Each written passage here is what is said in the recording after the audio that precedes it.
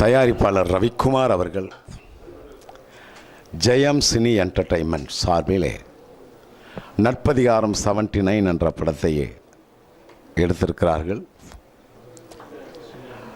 இந்த படத்தின் டைரக்டர் கண்ணெதிரே தோன்றினால் சந்தித்த வேலை போன்ற படங்களை இயக்கியவர் ஒரு நல்ல டைரக்டர். இந்த பாடல், இந்த படத்திற்கு இசை தீபக் அவர்கள். எல்லா சாங்கும் ரொம்ப அற்புதமாக பண்ணியிருக்கார். இதில் எனக்கு ஒரு சாங் ஒன்று வாய்ப்பளிச்சிருக்காங்க. ஒரு வெஸ்டர்ன் கானா ஸ்டைல் சாங் ரொம்ப அற்புதமாக இசையமைத்திருக்கார். நான் பாடியிருக்கேன்.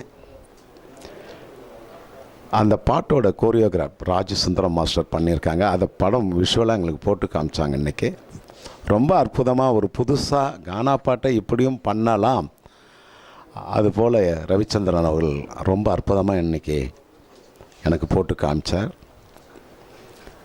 எல்லாம் புதுமுகங்கள் என்றாலும் கதை அம்சம் நன்றாக இருப்பதால் படம் நிச்சயமாக இது வெள்ளி விழா படம்.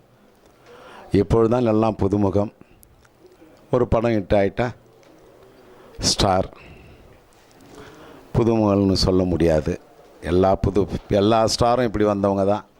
அதனால் இந்த படம் நிச்சயமாக ஒரு வெற்றி படம், இதில் சந்தேகமே இல்லை.